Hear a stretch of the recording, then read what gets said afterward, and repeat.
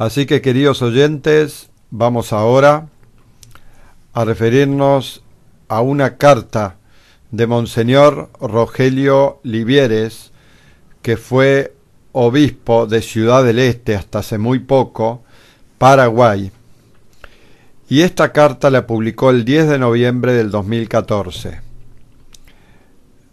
Entonces, queridos oyentes, vamos a referirnos a la carta literalmente. Dice Monseñor Livieres: la Iglesia Católica es una, no hay varias iglesias de Cristo, pero si la miramos humanamente, nos encontramos con que hoy conviven dentro de ellas modos muy contradictorios de pensar y de vivir la fe.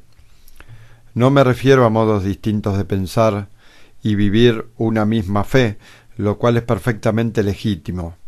Más bien, vemos que se dan dentro de ella distintas clases de fe, insisto, humanamente hablando, porque la fe católica es una, la que siempre, la que en todas partes, la que todos los católicos han creído y han practicado, como ya decía San Vicente de Lérins, que fue lo que enseñó Jesucristo y transmitió el magisterio vivo de su única iglesia.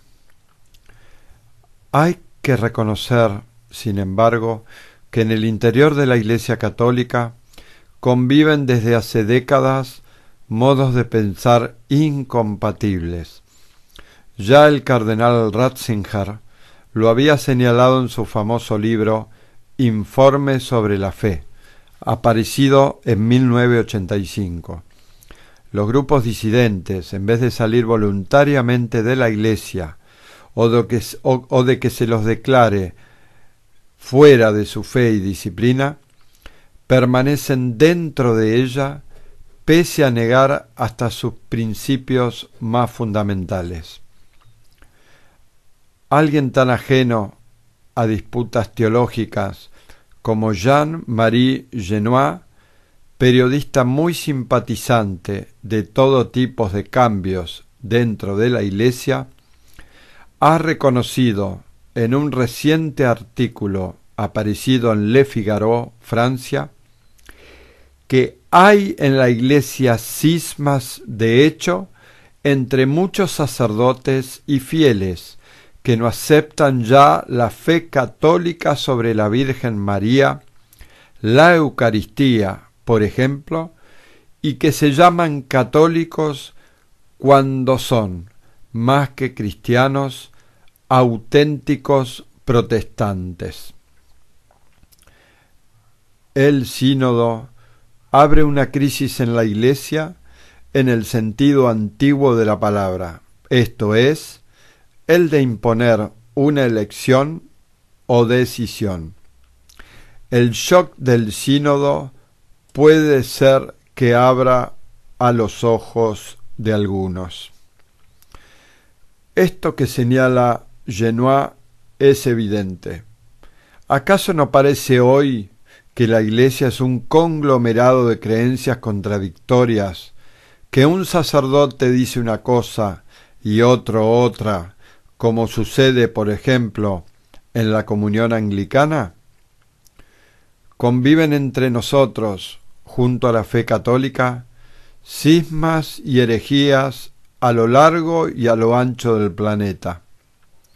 Quienes los promueven han advertido que es mucho más eficiente y lucrativo quedarse dentro de la Iglesia, no apartarse de ella. Trabajar desde su interior. Asumen incluso puestos importantes en sus gobiernos y pretenden hablar en su nombre y representarla. En las últimas décadas, la jerarquía de la Iglesia supo ir encontrando modos de sortear divisiones institucionales frente a esta heterodoxia difusa, expandida en muchos países, ambientes y clases sociales. Lo logró algunas veces, mediante la búsqueda de consensos a través de fórmulas doctrinales más o menos aceptables para todos, aunque diluyendo de esta manera verdades que parecían difíciles. Lo cierto es que incluso en esos casos en los que se hicieron valientes contribuciones y precisiones doctrinales, pensamos en la maravilla de tantos documentos papales de estas décadas, con frecuencia faltó firmeza en la implementación, en la corrección disciplinar y en la práctica pastoral. Una mano borraba lo que había escrito la otra. Por ejemplo, contra la corriente y bajo enormes presiones de los medios de comunicación, Pablo VI reafirmó con heroísmo la moral católica en su encíclica Humane Vitae. No obstante ello, a quienes se opusieron a su enseñanza públicamente se les permitió seguir actuando y predicando como si nada. ¿Y cuántos sacerdotes y hasta obispos, aunque no lo criticaran públicamente, sencillamente ignoraron el magisterio del Papa en el confesionario y permitieron, o incluso recomendaron, el uso de métodos artificiales de contracepción, así como otros graves desórdenes morales? Tras más de medio siglo de este estilo de gobierno suave, en el que no faltó la convivencia con el error doctrinal y la desobediencia pastoral y disciplinar, hoy podemos ver con mucha más claridad que entonces que ese no fue el buen camino que las circunstancias exigían, sino que por el contrario ha sido la causa de muchos desencaminamientos que en la actualidad, lamentablemente, han alcanzado alturas y dimensiones insospechadas. Llevamos décadas de mala formación en muchos seminarios y facultades teológicas. Educados en este ambiente, algunos obispos y cardenales, durante el reciente sínodo sobre la familia, han dejado al descubierto en sus opiniones muchas de estas confusiones en temas tan fundamentales como la familia, la inmoralidad intrínseca de los actos homosexuales y el adulterio. El sínodo abre una crisis en la Iglesia en el sentido antiguo de la palabra, esto es, el de imponer una elección o decisión. Estoy plenamente de acuerdo con esta reflexión del señor Genois. Todos debemos elegir y decidir. Ninguno de nosotros puede dejar pasar la pelota. Tenemos que asumir nuestros compromisos de fe bautismales. Seamos obispos, sacerdotes, religiosos o laicos, viejos o jóvenes, formados académicamente o con una fe sencilla. Debemos, como Jesucristo y los apóstoles, predicar la fe a tiempo y a destiempo, y defenderla de los errores y desviaciones, sean a nivel doctrinal o pastoral. No jugamos en esto no solo nuestra salvación, sino la de muchísimos hombres y mujeres que dependen de nuestra modesta acción como siervos inútiles, aunque fieles.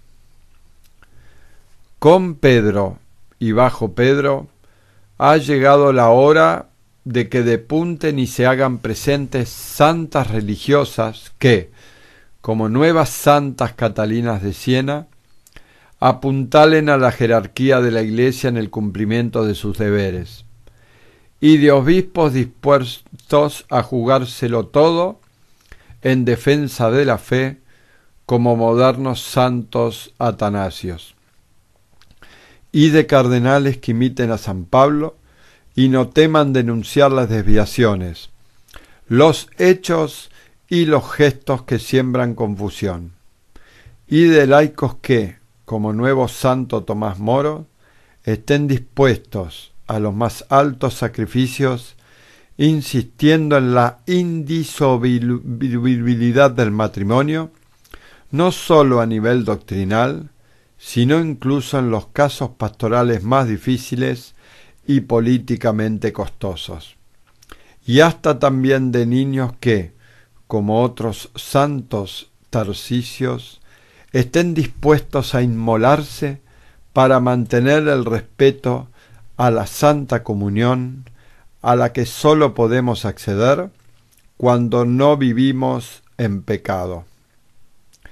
Con Pedro y bajo Pedro, todos debemos renovar nuestros compromisos bautismales y defender la integridad sin caer en fundamentalismos de la fe católica.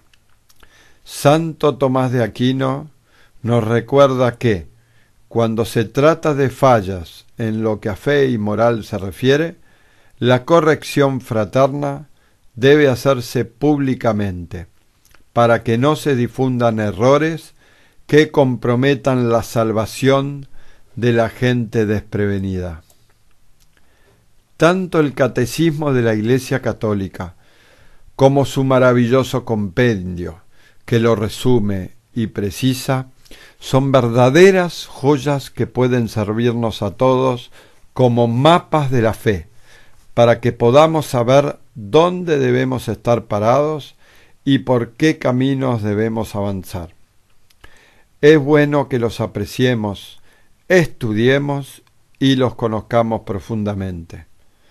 Debemos defender lo que ellos nos enseñan y corregir los errores que pueden tergiversar esas verdades, no sólo en el campo de lo doctrinario, también en lo pastoral, porque o vivimos como pensamos o terminaremos pensando como vivimos. Al Papa Francisco le toca hoy esa misma hora heroica que afrontó Pablo VI cuando, a contracorriente, publicó su Humane Vitae. Él es el custodio y el guardián supremo de la doctrina y la práctica de la fe. Como a todos los papas, le toca ser el administrador fiel que debe confirmar en la fe a sus hermanos. Unámonos a él y recemos encarecidamente por él para acompañarlo con nuestro amor filial a esta dura prueba entre tantas presiones y confusión.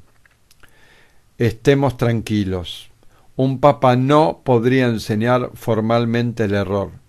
Lo que sí puede ocurrir, y ha ocurrido algunas veces a lo largo de la historia de la Iglesia, es que por medio de silencios y omisiones, de nombramientos y promociones, de actos y de gestos, la autoridad contribuya a que se expanda la confusión y se desanimen los creyentes que están peleándola en las trincheras misionales de las periferias humanas.